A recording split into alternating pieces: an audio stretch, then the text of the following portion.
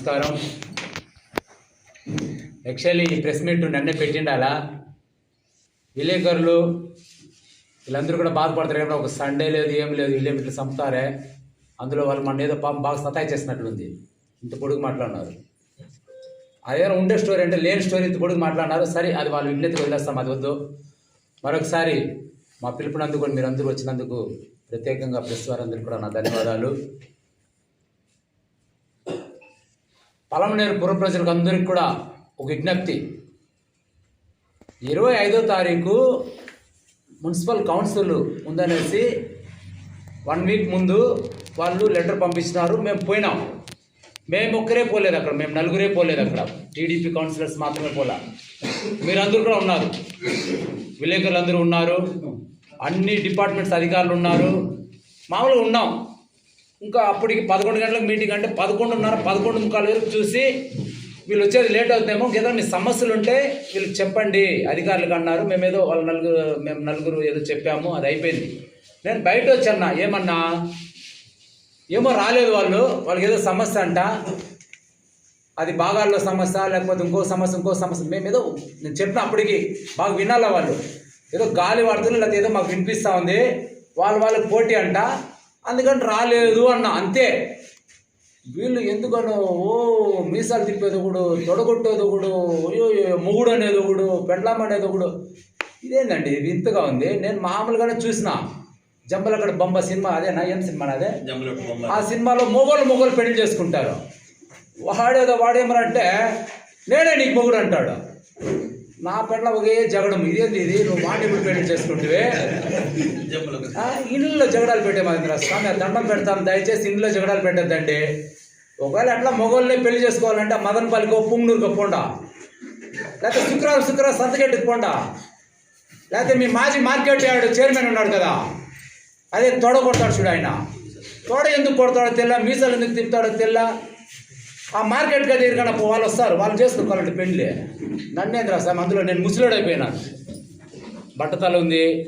నేను నీ మాదిరి అందగాడు కూడా కాదు. నేను నీ మాదిరి అందగాడు ఉంటే నేను మళ్ళీ గడ్డూరు కాలనీలో పోయి ఆడొక ఫ్యామిలీ, రాధా బంగ్లాలో ఫ్యామిలీ, ఇంకో ఫ్యామిలీలు అంటే నువ్వు చేస్తావు, నేను చెప్పలా. అట్లా బాధలు ఎందుకు వస్తుంది? మాకు అవసరమా ఇవంతా? చూసి మాట్లాడండి. నేనేమన్నా రాలేదు మీటింగ్కి, ఏం సమస్య తెలీదు, ఇందుకన్నా కౌన్సిల్ నిలబడినా నాకు తప్ప. దానికి ఎందుకు రాస్తాం? ఇట్లా రెచ్చిపోతారు. ఒకడేమరంటే ఇట్లా అంటాడు, ఒకడేమో ఇట్లా అంటాడు, తోడగొట్టుకుంటాడు. చూసుకోండి బా, ఎందుకు గులికి పడుతూ ఉన్నారు? మీకంటే మేము ఎక్కువ నాటకాలు వేసే దాంట్లో సూపర్గా వేస్తాం. మేమంతా ఆడి ప్రజలు వీళ్ళు బాగా ఆడతారు ఓకే అనేసి మాకు అధికారం ఇచ్చింది. మీరు సరిగా ఆడరని తెలుసు. నువ్వు మళ్ళీ మా వాటిల్లోకి వచ్చి మేము కౌన్సిల్ నిలబడతాం, 26 మంది నిలబెడతారు. ఎందుకు నిలబెడతారు? నిలబెడితే మీకు ఓట్లు వేస్తారా జనాలు? మీరు ఎన్ని పెన్షన్స్ పెరిగేసిందో తెలుసా? ఇండ్లు పెద్దదిగా ఉంది, అది పెద్దది ఉంది, ఇది ఉంది, అది ఉంది. ఎంతమంది కడుపు మంట పోసుకుంటారు మీరు? ఇంకా ఎవరు కడుపు మంట పోసుకోవాలని వస్తారు మళ్ళీ సిగ్గు లేకుండా. వాళ్ళు మేము ఏదైనా మాట్లాడితే దాన్ని ఎత్తి చూపించండి, ఒప్పుకుంటాము. నేనే మొగుడు నీకు, ఏదో చిట్టా ఉంది, ఏమేముంది అన్నీ పెట్టు, మా దగ్గర కూడా ఉంది. ఇంకొక అతను మాట్లాడతాడు, అతను ఎట్లా యోగ్యుడు అంటే ఇదే పార్కులో కిరణ్ కుమార్ కమిషనర్తో కలుపుకొని నా దగ్గర రికార్డు ఉంది, ఊరికే మాట్లాడు. నేను చెట్లంతా కొట్టి అమ్మింది కాదా? నా దగ్గర ఫొటోస్ ఉన్నాయి, ఇప్పుడు కూడా ఇస్తాను మీకు కూడా. సరి జాతి వాళ్ళు, ఎరుకులు మన వాటిలో ఉన్నారు పాపం, పేదవాళ్ళు.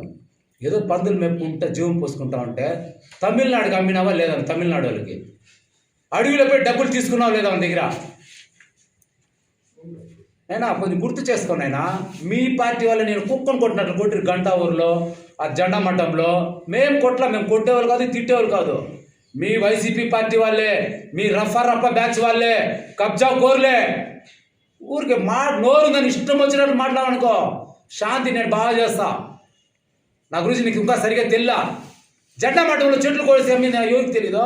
నీ వాటిలో ఎత్తుకున్నామనుకో ఊరు వదిలి వెళ్ళిపోతావు. కాబట్టి ఏం మాట్లాడినా ప్రజాప్రయోగంగా మాట్లాడండి, అభివృద్ధి గురించి మాట్లాడండి. ఇంకా మా వాళ్ళు చెప్తారు ఏమేమి అభివృద్ధి, ఏమేమి కబ్జాలు మీరు చేసింది అన్నీ చెప్తారు. ఎందుకంటే అన్నీ నేనే మాట్లాడేస్తే మళ్ళీ ఇదైపోతుంది.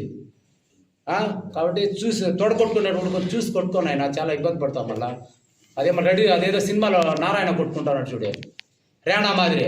ఆ మాదిరి అంతా కొట్టద్దు, నీకంటే ఎక్కువ కొడతాం, డైరెక్ట్గా కొడతాం మేము. నువ్వు ఊరికే మీడియా వాళ్ళ పాపం ఇబ్బంది పెట్టుకుంటున్నావో నువ్వు కొట్టకూడదు. ప్రజలు హర్షించే విధంగా ఉండాలి. మనం ఏం మాట్లాడినా ఏం చేసినా. అందరికీ నమస్తే. ఏదైనా తప్పుగా మాట్లాడితే క్షమించండి. ముఖ్యంగా యూట్యూబ్ ఛానల్ వాళ్ళకి, పత్రికా విలేకరులకి ప్రత్యేకంగా నా ధన్యవాదాలు తెలుపుకుంటున్నాను. మొన్న గత 2 రోజులుగా పాపం మీకు చాలా ఇబ్బందులుగా ఎక్కువ ఫీల్ అవుతూ ఉంటారు. మొన్న నేను ఒక రోజు రాలేకపోయినా, హాస్పిటల్కి పోయినాను. కానీ ఒక నాయకులు అంటారు 26 గెలుస్తాము, మీసాలు తిప్పుతాడు, తొల్ల కొడతాడు. నాకైతే అర్థం కాలే. అన్న, మీ జగన్ అన్న సీఎంగా ఉన్నప్పుడే, మీ వెంకయ్య గౌడ్ అన్న ఎమ్మెల్యేగా ఉన్నప్పుడే 6 వార్డు పోటీలు జరిగా.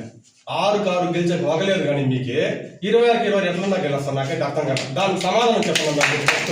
6 గెలిచాక వగలే, మళ్ళీ 26 గెలుస్తారంట. ఏమన్నా న్యాయం ఉందా? మళ్ళా తొల్ల తిప్పేది, మీసాలు తిప్పేది. అయ్యో తోలు ఎక్కడ పోతున్నాము, దయచేసి వద్దు అట్లంతా. మళ్ళీ ఇంకోటి ఏమని అడిగితే ఈ సీఎంలు అంటారు. అన్న, మీ 151 మంది ఎమ్మెల్యేలు ఉన్నారు.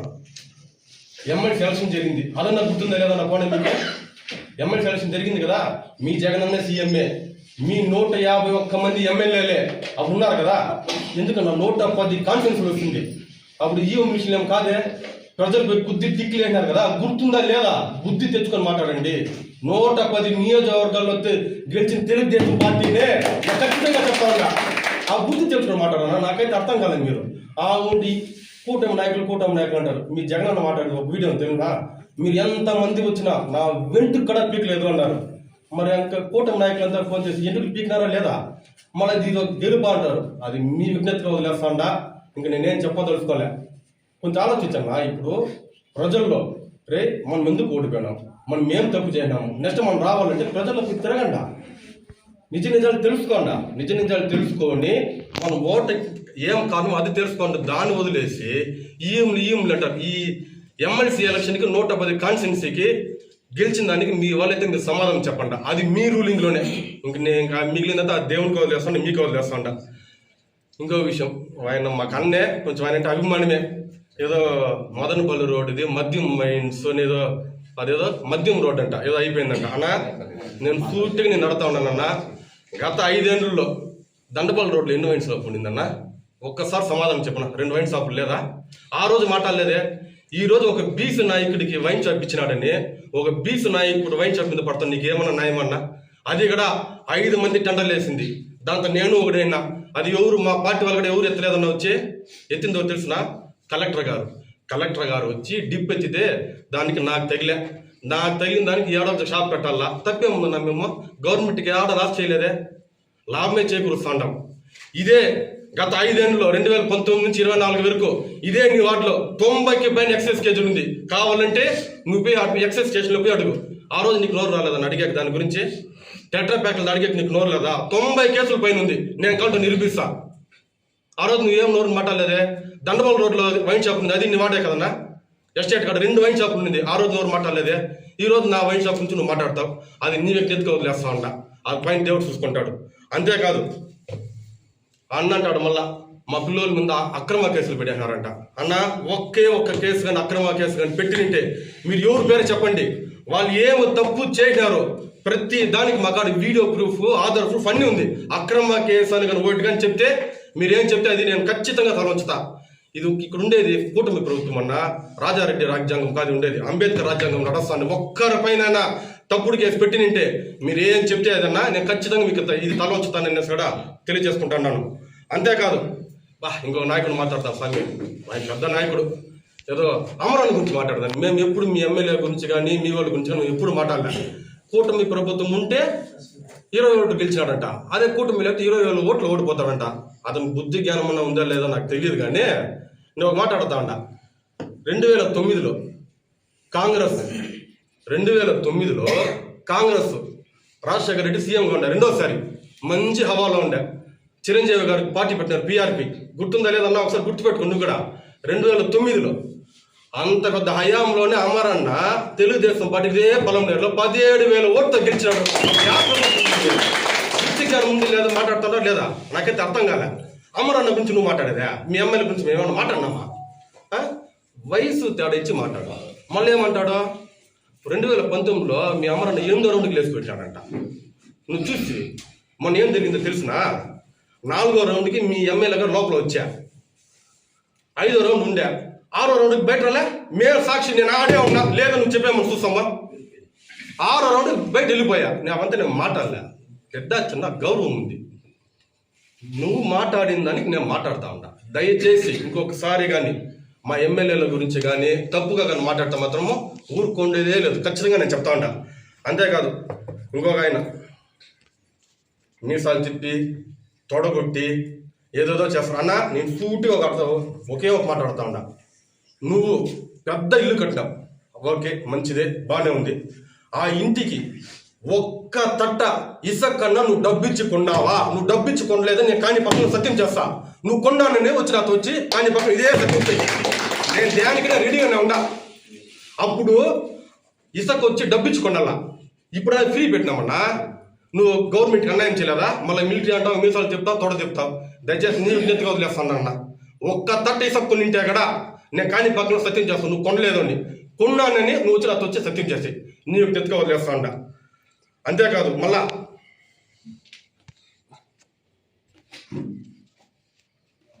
ఈ వైసీపీ వాళ్ళు నిజంగా ఒక విషయం చెప్పాలంటే, ఒకవేళ తల భ్రమించి ఏమన్నా ఆడుతూ ఉండారో, గర్వంగా ఆడుతుండారో నాకు తెల. ఒకవేళ మైండ్ పని చేయకపోతే బాగా పోయిచ్చంట, అక్కడ చెక్ చేసుకొని నీట్గా రండ. లేదు మేము గర్వంగా పాడుతూ ఉండమంటే ఆ శ్రీకృష్ణుడు భగవానుడు జన్మించిన జాగాకు మీరు పోయి చూసుకొని చేయకపోతారు, దగ్గరలోనే ఉంది. దయచేసి మీకు వదిలేస్తా. నాకు ఈ అవకాశం ఇచ్చిన ప్రతి ఒక్కరికి పేరు పేరున నా ధన్యవాదాలు తెలుసుకుంటూ జై అమరన్న, జై తెలుగు. పత్రిక సోదరులకి, ఇక్కడ విచ్చేసిన తెలుగుదేశం పార్టీ కుటుంబ సభ్యులకి నమస్కారంలో. మొన్న జరిగిన ప్రెస్ మీట్లో నేను ఇద్దరు గురించి మాత్రం మాట్లాడాలనుకుంటా ఉన్నాను. ఆ ఇద్దరు, ఒకటి ఎస్టీ కాలనీ నాగరాజు, ఇంకొకరు సిమెంట్ శ్యామ్. వీళ్ళిద్దరు గురించి మాత్రం మాట్లాడాలనుకుంటా ఉన్నాను. నాగరాజు, ఎస్టీ కాలనీ నాగరాజు 3 సార్లు కౌన్సిలర్ అయినాడు. సరే అయినాడు, మంచిదే. లాస్ట్ టైం ఎలా కౌన్సిలర్ అయినాడో, శ్రీరంగాన్ని వాళ్ళని చాలా బెదిరించి వాళ్ళని విత్డ్రా చేయించి కౌన్సిలర్ అయినాడు. అది వాళ్ళ లక్ బాగుంది కాబట్టి మున్సిపాల్లో కౌన్సిలర్ అయిపోయినాడు. సరే పోని 3 సార్లు అయినాడు కదా, ఒక్కసారైనా ఎస్టీ కాలనీకి చెందిన జనాలకు కానీ ఎస్సీలకు చెందిన జనాలకు కానీ ఏం మంచి చేసినావన్నా నాగరాజన్న, నాగరాజన్న నువ్వు ఏం మంచి చేసినావు? ఒక్కరికైనా నీ తోడు ఉన్న వాళ్ళకి కానీ నీతో నడిచిన వాళ్ళకి కానీ ఒక్కరికి నువ్వు మంచి చేసిండవునా? 3 సార్లు కౌన్సిలర్ కదా నువ్వు, ఒక్కరికి మంచి చేసిండవునా నాగరాజన్న? ఇదంతా తెలుసుకోకుండా ఎస్టీ కాలనీలో ఉండే వాళ్ళకి ఒక్కరికి కూడా మంచి పనులు అనేది చేయకుండా కౌన్సిలర్ మాత్రం చెప్పుకునే నువ్వు గుర్తింపు ఉంది. ఎవరికి మంచి చేసినావు కౌన్సిలర్? చాలా మందికు మొన్న ఒక కేసు గురించి కేసులో ఉంది అని చెప్తా ఉన్నావు. కేసులో ఇప్పుడు కాదు, ఎప్పటి నుంచో ఉంది అది. ఇది దానికి సంబంధించినది ఈ కేసులో ఎప్పటి నుంచో ఉండాలి. అది అందరూ తెలిసిన విషయమే, తెలియకుండా ఏమి లే. పెద్ద చిన్నాల గౌరవం లేకుండా వాడు వీడు అలా మాట్లాడుతూ ఉన్నావు. నిన్ను కూడా మేము కూడా రే నాగరాజుగా అని మాట్లాడచ్చు, కానీ మేము మాట్లాడము. ఎందుకంటే మా ఎమ్మెల్యే గారు మాకు ఆ సంస్కారం నేర్పలేదు. ఎందుకంటే మాకు అలాంటి బుద్ధులు కూడా చేయలేకూడదు.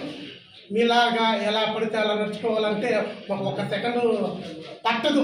ఇంకోటి ఏమిటంటే మర్చిపోయిండారేమో అన్నీ, అంతా బూతిలోనే ఉండేది. అన్నా నాగరాజన్న ఒకే వీధిలో ఉండేదన్నా. గుర్తుపెట్టుకో, ఎవరు ఏమి అనేది కొంచెం బాగా గుర్తుపెట్టుకో. ఇదంతా గుర్తుపెట్టుకుంటే బాగుంటామన్నా మనమా. నో, నీ వైఎస్ఆర్సీపీలో ఫైరింగ్ ఆఫీస్ దగ్గర లేఅవుట్లు వేస్తే నువ్వు వైఎస్ఆర్సీపీలో ఉండవన్నా. మీ నాయకులు నిన్ను కుక్కను కొట్టినట్లు కొట్టించినారు. నా నాగరాజన్నా ఏమన్నా మర్చిపోతున్నావు నువ్వు? అప్పుడు మేము బాధపడినా. మీ వైఎస్ఆర్సీపీలో నువ్వు ఉండుకొని మీ నాయకులు నిన్ను కొట్టించినందుకు మేము బాధపడినా. మీ ఎస్టీ వాళ్ళకి కూడా తెలిసిన, ప్రతి ఒక్కరికి తెలిసిన నాగరాజన్న. కనుక్కోనా, అన్నీ కనుక్కో. ఇంకొకటి, సిమెంట్ శ్యామ్ చాలా బాగా మాట్లాడుతున్నాడు. ఎస్సీలు ఎంతమంది ఉన్నారు, ఎస్సీ వాళ్ళ ఇంట్లో ఎంతమంది ఇంట్లో దూరింటాడు, ఇదైతే నాకైతే అర్థం కాలే.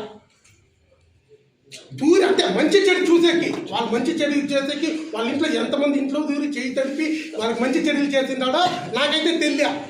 ఎస్సీ వాళ్ళు నిలబడి మొగ్గుడు అంట, పెద్ద చిన్న తెలీదా పాపము తాత తాత ఏదేదో రంగులు గింగులు ఏదో మాట్లాడుతూ ఉన్నారు వదిలే అన్న సిమెంట్ శ్యామన్న వాటిలో వచ్చి ఎస్సీ వాటిలో నిలబడి నువ్వు గెలుస్తావా ముగ్గుడు ఎవరికి ముగ్గుడు నువ్వు వచ్చి వాడిని పక్కన పడుకో వచ్చి నాకది పక్కన పడుకోనా ముగ్గుడు ఎస్సీ వాటిలో నిలబడి గెలుస్తావా నువ్వు అంత దమ్ము కూడా ఉంది అయ్యో ఎంతమందిలో ఎస్సీలకు మంచి చేతుండేది నాకు అదన్నా సారీ మా శ్యామన్న శ్యామన్న ఎంతమందికి నన్ను ఎస్సీలకు మంచి చేసిండేది ఒకటి ఇంటికన్నా వచ్చి కష్ట సుఖాలు కనుక్కొని ఉంటామన్నా నువ్వు శ్యామన్న మా వార్డులో ఎవరిని నిలబెట్టాలో మాకు తెలుసు ఎవరిని గెలిపించుకోవాలో మాకు తెలుసు ఎస్సీలు దగ్గరికి పోతే ఎస్సీని చెప్పుకుంటావు రెడ్డిలు దగ్గరికి పోతే రెడ్డిని చెప్పుకుంటావు శ్యామన్న ఏది నాకు ఏమన్నా నీ ధైర్యమా అన్నా శ్యామన్న అందరూ కూడానే ఉండరన్నా కొందరే కూడా ఉంటారు పెద్ద చిన్న మన బంధుత్వం కొన్ని ఉంది అన్న నువ్వు మాకు నువ్వన్నా ఎస్టీ నాగరాజు అన్న తెలుసుకోండి ఏదో గమ్మున ఉన్నాము కదా సైలెంట్గా ఉన్నాము కదా ఏది పడితే అది మాట్లాడుతూ ఉన్నారు అదైతే కరెక్ట్ కాదు భద్రము తెలుసుకోండి మా నాయకులు మాకు నేర్పలేదు మా నాయకుడు ఇలాంటి మీలాగా చిన్న అంటే వేరేలాగా ఉంటుంది మా నాయకుడు మా ఎమ్మెల్యే గారు అలా మాకు నేర్పలేదు అంత వద్దు నమస్కారం వద్దు అందరికీ నమస్కారం. ఇక్కడ విచ్చేసిన మీడియా సోదరిమణులందరికీ కూడా నా యొక్క నమస్కారాలు. అలాగే మా తెలుగుదేశం టౌన్ కుటుంబ సభ్యులందరికీ కూడా నా యొక్క నమస్కారాలు. నిన్న కాక మొన్న ఒక నాయకుడు గంటావర్ నాయకుడు ఎవరో కాదు మా అన్న జాఫర్ అన్న మా అన్న స్వామి అన్న నిజంగానే మా ఇద్దరికి అంత అనుబంధము. అందుకే మా అన్నాడు కదా తమ్ముడు అనేసి మా అన్నే ఆయన అన్నాడు ఆ 4 బిల్డింగు నేను అన్నీ తెచ్చుకున్నాను రికార్డు పూర్వకంగా నా దగ్గర అన్ని డాక్యుమెంట్స్ ఉన్నాయి అన్నీ తెచ్చుకున్నాను దాన్ని అక్రమ కట్టడము అని అంటున్నారు అనేసి అన్నాడు. కానీ ఆ సర్వే నెంబర్లు అయితే మార్చగలిగినాడు కానీ హద్దులు మార్చలేకుండా తెలియలేని పని చేయన్నాడు. దానికి సంబంధించి తీసుకోండి ఫేక్ డాక్యుమెంట్ అనేసి పలంనేరు తహసీల్దార్ గారు ఇచ్చిన డాక్యుమెంట్. ఆయన నిన్న ఇంత కట్టే తెచ్చుకొని వచ్చింది పేపర్ల కట్ట. ఆయనకి చాలా నెట్వర్క్ ఎక్కువ. ఎందుకంటే పాపము మొత్తము ఎంఆర్ఓ కూడా తెలియదంతా కాలనీ గురించి ఈయనకు తెలుసు. ఏ సర్వే నెంబర్లు ఏవి ఎక్కడున్నాయి జాగాలు అన్ని డాక్యుమెంట్ ఫ్లాట్ నెంబర్సు అన్నీ ఇంత నెట్వర్క్. ఠాగూర్ సినిమా చూసినట్లుండే నాకు. ఆయన ఠాగూర్ అనుకుంటా అంత నెట్వర్క్ ఉంది. ఎందుకంటే గతంలో 20 ఏళ్ళుగా ఆడు మేస్తా ఉన్నాడు కదా, అందుకు బాగా అనుభవం వచ్చింది. ఆయన మాట్లాడతాడు 300 పట్టాలు తీసుకున్నాను షణ్ముగం కలెక్టర్ దగ్గర ఉంది అని చెప్పినాడు కదా. ఆ పట్టాలు ఏమని చెప్పి తీసుకున్నావు, ఎంత తీసుకున్నావు, జనాల దగ్గర ఏమని చెప్పి తీసుకున్నావు, ఎంత తీసుకున్నావు, మళ్ళా ఎంత తీసుకున్నావు సాక్ష్యాధారాలతో సహా ఉండాలి. నిన్న ఒక చోటకు పోయేసి ఆయన ఒక వీడియో చూపించినాడు. ఎవరో మా సోదరి పాపం మైనార్టీ సోదరి ఉండే ఆమె వచ్చేసి కరెక్టు మా ఆయన కొంచెం చదువుకోలేదు, తప్పుగా అనుకోవద్దండి. మా ఆయన చదువుకోలేదు, నేను చదువుకున్నాను, నేను డిగ్రీ హోల్డర్. మా ఆయన జాఫర్ అన్న చదువుకోలేదు, ఆయనకి చదువు రాదు. ఆ వీడియోలో ఆమె ఏం మాట్లాడుతూ ఉంది, నేనేం మాట్లాడుతాను తెలుగే వస్తాండేది. ఆయన చదువుకోలేదు కాబట్టి ఆయనకి తెలియదు. ఎస్సీలకు సంబంధించిన డాక్యుమెంట్ వాళ్ళ పీరియడ్లో ఇచ్చిండేది. ఎస్సీ జాగాలో ఆమె ఆల్రెడీ ఉత్తరం వాకిలు లేకుండా దక్షిణం వాకిలు ఉంటే ఉత్తరం వాకిలికి వచ్చేసి 4 అడుగులు ముందరకు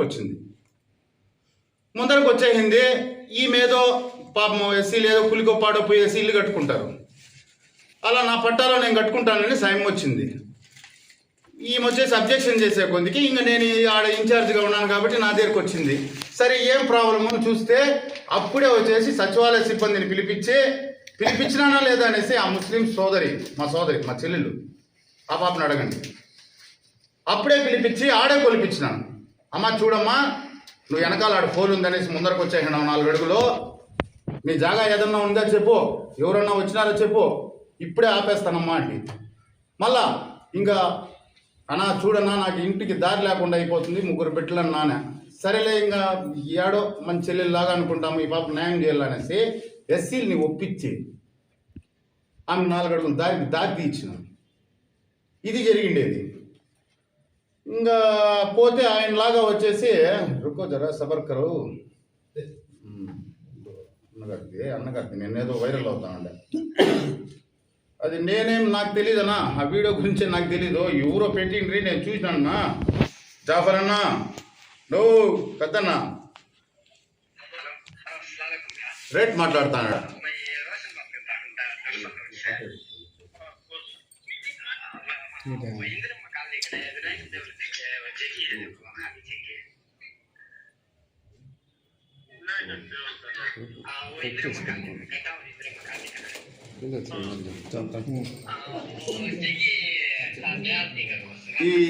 ఈ వీడియో వచ్చేసి నిన్నంతా వైరల్ అవుతుంది. నేను ఏడో బయట నుంచి కూడా చూస్తూ ఉంటే ఎస్సీలకు ఇచ్చిన జాగాని నేను పోయి వాళ్ళకి న్యాయం చేస్తా ఉంటే నీకు అది గుర్తు రాలేదు, ఇట్లా మారుండదు.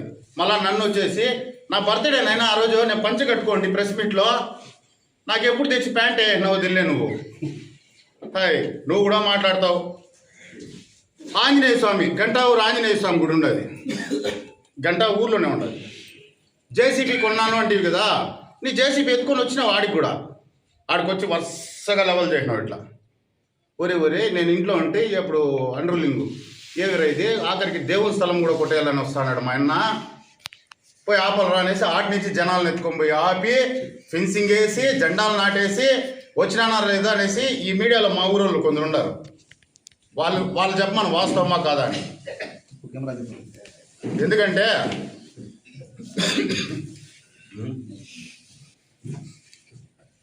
నువ్వు ఏదైతే ఇప్పుడు దొంగ పట్టాలన్నీ తేలిస్తానని తెలుసుకొని ఇప్పుడు ఇట్లా మరి నేను మాట్లాడినానని తెలిసి కాలనీలో పోయి డోర్ టు డోర్ పోయి నువ్వు ఇచ్చిండే పట్టాల కాడికి పోయి ఎవరన్నా గీని ఏదన్నా గీని చెప్పినారంటే ఆ ఉండేది కూడా క్యాన్సిల్ చేపిస్తాననేసి ఇప్పుడు బెదిరించే కొత్త కార్యక్రమం కూడా మొదలుపెట్టిండవు ఆ కాలనీలోకి పోయి. అమరన్న లైట్లే పోనీ మెచ్చుకున్నావు అమరన్నని, సంతోషము. అమరన్న లైట్లు కాలువలు ఫోన్లు వేసింది ఎప్పుడు అనేసి ఐడియా ఉంది నీకే? అమరన్న మినిస్టర్ అయినప్పుడు నైనా తెలుగుదేశంలో మినిస్టర్ అయినప్పుడు మా ఆయనకు కొంచెం చదువు రాదులే, చదువు తక్కువ, ఏదేదో మాట్లాడతాడు. ఇంత ఫైల్ ఎత్తుకొని వచ్చినాడు, ఇన్ని సర్వే నెంబర్లు ఉన్నాయి నా దగ్గర, ఇన్ని ఉన్నాయి, ఇన్ని లిస్టులు ఉన్నాయి, ఇంత ఇది ఉన్నాయి. ఎంఆర్ఓ గారికి కూడా తెలిదేమో కరెక్టు ఆ కాలనీలో ఏడాడు ఏముందో మా ఆయనకు నీట్గా తెలుసు. మళ్ళీ ఇంకో మాట అన్నాడు, ఏదో గంట ఊర్లో దూరొస్తా ఉంటే నేను మన ఆయన వచ్చేసి ఎవరు రావాలో కానీ నా కొడుకులు ఈ పక్క వచ్చేది అనేసి కాణిపాకం పోదాం, కాణిపాకం పోయి సత్యం చేస్తాం మేము అనలేదు అనేసి. మన ఆయన ఎట్లాంటి వాడు నీకు కూడా బాగా తెలుసు. ఎవరినన్నా పల్లెత్తు మాట అంటాడా? నా ఫ్యామిలీ ఇంట్లో వాళ్ళ గురించి మాట్లాడినావు, నాకు సభ్యత ఉంది, నేను మాట్లాడిన అట్లంతా నీ గురించి. మర్యాద గురించి నువ్వు నేర్పద్దు జాఫర్ అన్నా. అన్నగారి నిజ స్వరూపం చూపిస్తాను చూడండి. సార్ రండి సార్, మంజునాథ్ సార్.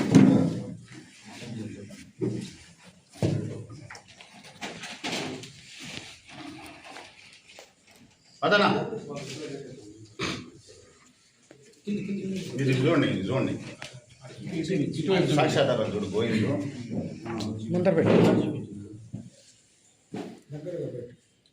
మంజునాథ్ తుమ్మపాలెం పోతలపట్టు నియోజకవర్గం.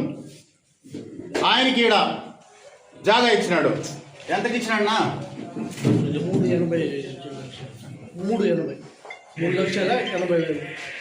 3,80,000 ఇచ్చినాడు. ఎవరు ఇచ్చినారు మా? వాళ్ళ మధ్య అట్లా కాదు, నీకు డబ్బులు ఎవరు పెట్టి ఇచ్చినావు? ఆయన పోయిందన్న దగ్గర డబ్బులు మళ్ళా నేను పోయి ఎవరైనా నీకు తుంపాలమోడు ఏడు జాగా ఇచ్చిండేది పోతలపట్టు నియోజకవర్గంలో కూడా పొలంనేరు నియోజకవర్గంలో ఇచ్చేస్తారు ఆ జాగాలో అనుకుని పోయి జాగా ఆపినాను. అప్పుడు నువ్వు నాకు ఫోన్ చేసి శ్రీధర్ ఆ జాగాను వదిలేయి అని చెప్పలేదా? రా కాణిపాకంలో సత్యం చేస్తాం, రా కాణిపాకంలో సత్యం చేస్తాం. అందరికీ నమస్కారం. మీడియా మిత్రులకి, తెలుగుదేశం పార్టీ కుటుంబ సభ్యులకి అందరికీ నా యొక్క నమస్కారాలు తెలియజేస్తున్నాను. నిన్ననే మళ్ళా ప్రెస్ మీట్ పెట్టారు. పెట్టి మన కన్వీనర్ గారు పొరపాటున నువ్వు అన్నాను. దానికి వెంటనే నేను ఒక మెసేజ్గా పెట్టాను. ఎందుకంటే పెద్ద కుటుంబంలో పుట్టిన వాళ్ళం, అన్నల మీద గౌరవం ఉండే వ్యక్తి, అలాంటి లెక్కనేసి నువ్వు అన్న తర్వాత నా పొరపాటుగా అన్న మెసేజ్ పెట్టినా. కానీ దాన్ని ఎత్తి వేలెత్తి చూపించారంటే మీ యొక్క నాయకత్వ లక్షణం ఇదేనా అనేసి నేను డైరెక్ట్గా మిమ్మల్ని అడుగుతున్నా. సరే, ఇంకోటి అన్నారు ఏమనేసి, స్కూట్నీలో తహసీల్దార్ కార్వేటి నగరం ఎంఆర్ఓ గారు సంతకం పెట్టారు అనేసి అన్నాక ఒక మాట చెప్తాను. ఆర్ బలరాం శెట్టి అని నాది, కార్వేటి నగరం ఎంఆర్ఓ గారు. ఎవరైనా కానీ గెజిటెడ్ ఆఫీసర్, గ్రీనింగ్కి ఉండే వాళ్ళు ఎవరైనా కానీ నామినేషన్లో సంతకం పెట్టే అర్హత ఉంది. ఫస్ట్ అది తెలుసుకోండి. అదే గోవింద్ శ్రీని పెట్టారు, నామినేషన్ చెప్పలేదే. అదే మా సెక్రటరీ గిరణ్ పెట్టారు, మా అన్న, నామినేషన్ చెప్పలేదే. అంటే ఇక్కడే తెలిసిపోయింది ఎంత మాత్రం మీరు న్యాయంగా ఎలక్షన్ చేశారో. నిజంగా చాలా మంది లెక్చరర్స్ ఉన్నారు, గ్రీనింగ్ వాళ్ళు, డాక్టర్స్ ఉన్నారు, గ్రీనింగ్ వాళ్ళు, ఎంఆర్ఓ ఉన్నారు, గ్రీనింగ్ వాళ్ళు, ఆర్టీఓ గారు ఉన్నారు, గ్రీనింగ్ వాళ్ళు, ఎస్పీ గారు ఉన్నారు, గ్రీనింగ్ వాళ్ళు. ఈ గ్రీనింగ్ హోల్డరు నామినేషన్ మీద సంతకము పెట్టితే స్టేట్ లో ఎక్కడ ఉన్నా కూడా సరే నామినేషన్ మీద, ఎందుకంటే మన యొక్క ఏదైతే మనము ఎస్సీ సర్టిఫికేట్ కానీ బీసీ సర్టిఫికేట్ కానీ మనం సబ్మిట్ చేసినప్పుడు ఆ సర్టిఫికేట్ చూసి అవును కరెక్ట్ అని సంతకం పెడతారు. ఒరిజినల్ చూసి డూప్లికేట్ మీద సంతకాలు పెడతారు. 10th class marks card original చూపిస్తే డూప్లికేట్ మీద అటెస్టేషన్ చేస్తారు, చెల్లుబాటు అవుతుంది. దాన్ని ఏమో తీసుకుని సింపుల్ గా నా నామినేషన్ ఎలా తీసేశారో మీరే ఒప్పుకున్నారు. కేవలం నేను నిలబడే చోట ఖచ్చితంగా నేను గెలుస్తాను ఉద్దేశంతోనే నా నామినేషన్ ఫస్ట్ మొదటి తీసేసినారు. సరే, ఓకే, పర్వాలేదు, ఎందుకంటే ఇప్పుడైనా ఒప్పుకున్నారు, చాలా సంతోషం. చిన్న చిన్న మిస్టేక్ అని చెప్పినారు, ఓకే, అవన్నీ వదిలేస్తాం. నాకు కూడా మీ నాయకులే, మీకు కూడా ఉండే వాళ్ళే చాలా మంది ఫోన్ చేస్తున్నారు నిన్న మొన్న. అసలు నాకు అర్థమే కాదు ఏంద్రా అంటే, అదేదో శివుని కుప్పము అనేది ఆ సబ్జెక్టే దేవుని సాక్షి చెప్తానో నాకు తెలియదు అన్నమాట. ఆ శివుని కుప్పము వీకోట దగ్గర ఉందంట. ఆ శివుని కుప్పం దగ్గర ఏం జరిగిందో ఒకసారి అడుగుబా డైరెక్ట్గా నువ్వు అనేసి మీ వాళ్ళే నాకు ఫోన్ చేస్తున్నారు. అయినా ఏం నా విషయము అంటే అవన్నీ ఆయన తెలుసులే, ఆ ఒక్క మ్యాటర్ చెప్పి చాలు అంటే. సరే, అది ఏం జరిగిందో ఏమో, ఏ డబ్బులతో ఏం కట్టాలో ఏమో అది మాత్రం చెప్పా అంటే వాళ్ళ కోసము ఈ మాట చెప్తా ఉన్నా. తర్వాత చాలామంది నాయకులు నిన్న రకరకాలుగా మాట్లాడినారు, పర్వాలేదు, అన్నిటికీ మా వాళ్ళు నీట్గా సమాధానం ఇచ్చారు. తర్వాత 33 ఎకరాలు మీరు మార్కెట్ కమిటీ చైర్మన్గా ఉన్నప్పుడు, అమరన్న గారు మినిస్టర్గా ఉన్నప్పుడు 33 ఎకరాలు కొత్తది ఇక్కడ మనము కేట్ల ఫామ్ దగ్గర శాంక్షన్ చేస్తే దాన్ని ఏమైనా కానీ మీరు పట్టించుకున్నారా?